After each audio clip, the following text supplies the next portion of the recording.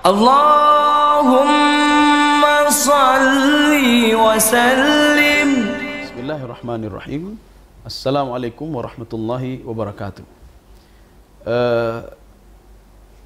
Dalam surah Al-Fajr itu disebutkan ada 3 kaum yang dilaknat oleh Allah Subhanahu wa taala.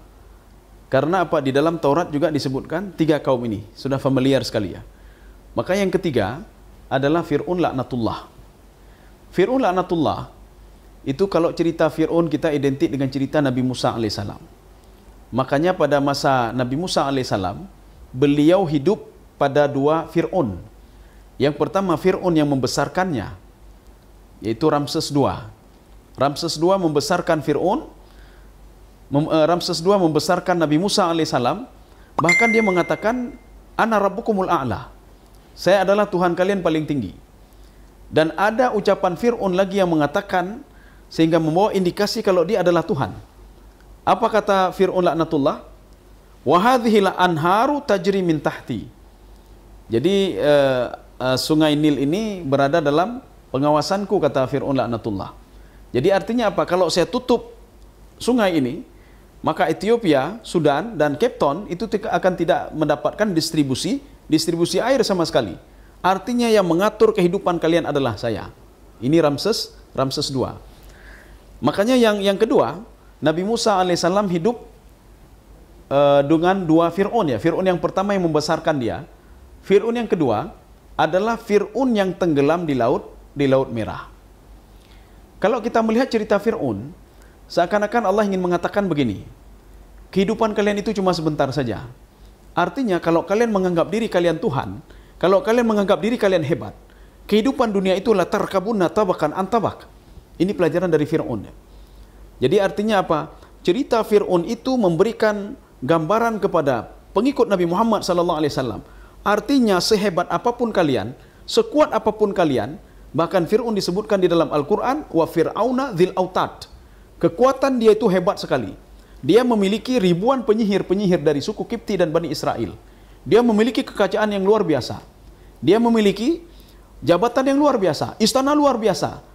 Kemudian hartanya juga luar biasa. Semua bisa dikuasai oleh dia. Makanya Allah memberikan gambaran cerita orang yang dihancurkan oleh Allah.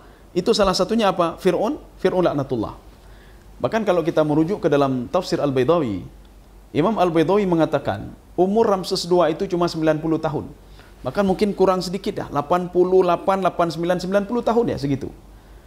Beliau itu mati gara-gara apa? Mati gara-gara kanker di mulutnya.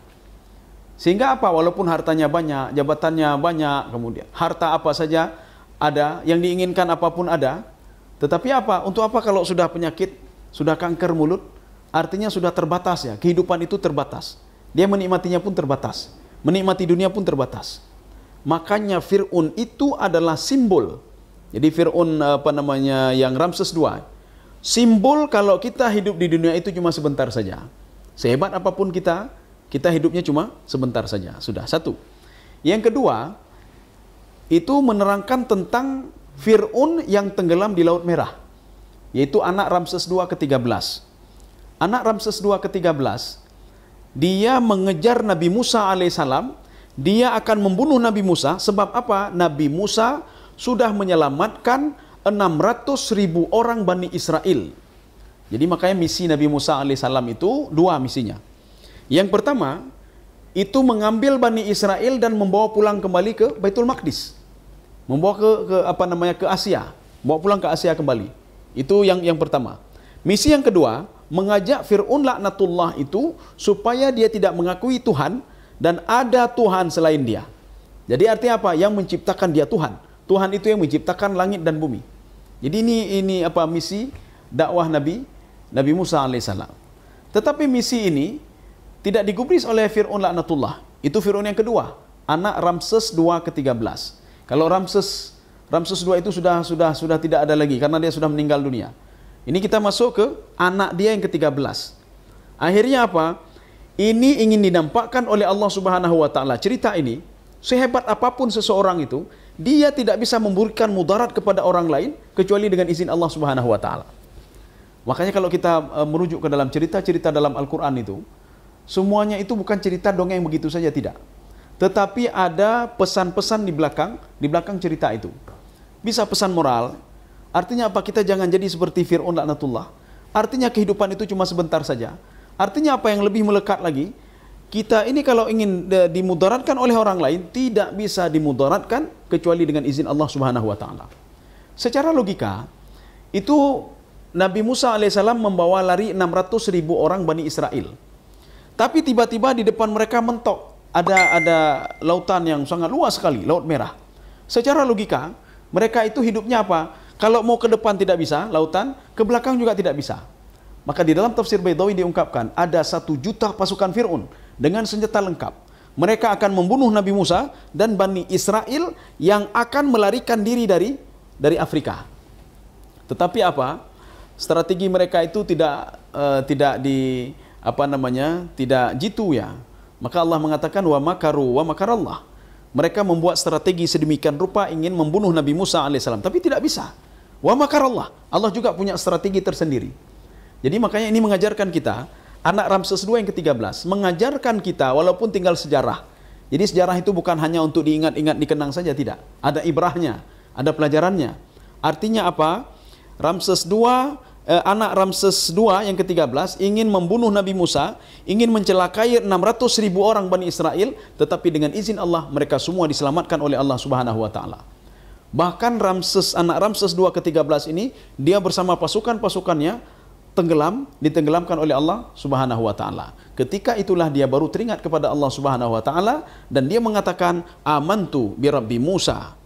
Saya yakin dan percaya kepada Tuhan Nabi Musa alaihissalam.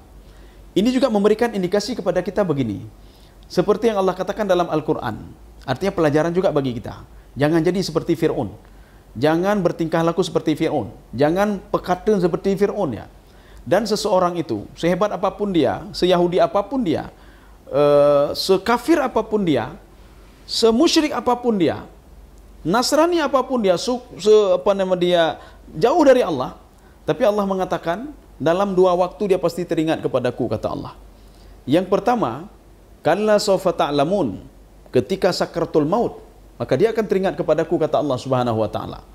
Maka sebagaimana Fir'aun laknatullah, ketika sakaratul maut dia teringat betul kepada Allah Subhanahu wa taala. Sehingga dia mengatakan amantu bi rabbi Musa. Saya beriman kepada Tuhan Musa. Saya beriman kepada Tuhan Bani Israel. Ya untuk apa lagi keimanan seperti itu? Artinya juga memberikan pelajaran kepada kita. Kita jangan bertaubat ketika sakaratul maut. Kalau ingin bertobat, bertobat sekarang. Ini artinya ibrah daripada cerita terdahulu. Artinya jangan lakukan seperti yang dilakukan oleh ini. Makanya jangan lakukan sesuatu yang dilakukan oleh Fir'aun laknatullah.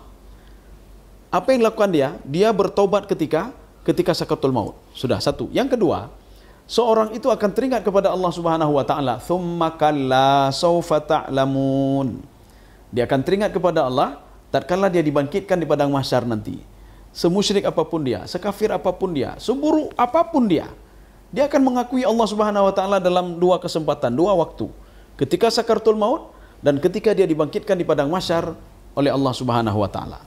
Maka kisah-kisah dalam Al-Qur'an hendaklah menjadi iktibar, bukan hanya bacaan saja, bukan sebagai dongeng, bukan asatirul awalin. Ada yang mengatakan itu cerita-cerita masa lalu, cerita-cerita dongeng untuk menakut-nakuti, itu tidak benar. Artinya semua isi dalam Al-Quran itu ada ibrahnya, ada pelajaran yang bisa kita ambil, termasuk adalah cerita tentang kaum Ad, kaum Samud, dan Fir'aun laknatullah.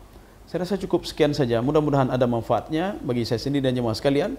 Subhanakallahu bihamdika, asyhadu an la ilaha illa anta, astaghfiruka wa atubu ilaik. Assalamualaikum warahmatullahi wabarakatuh.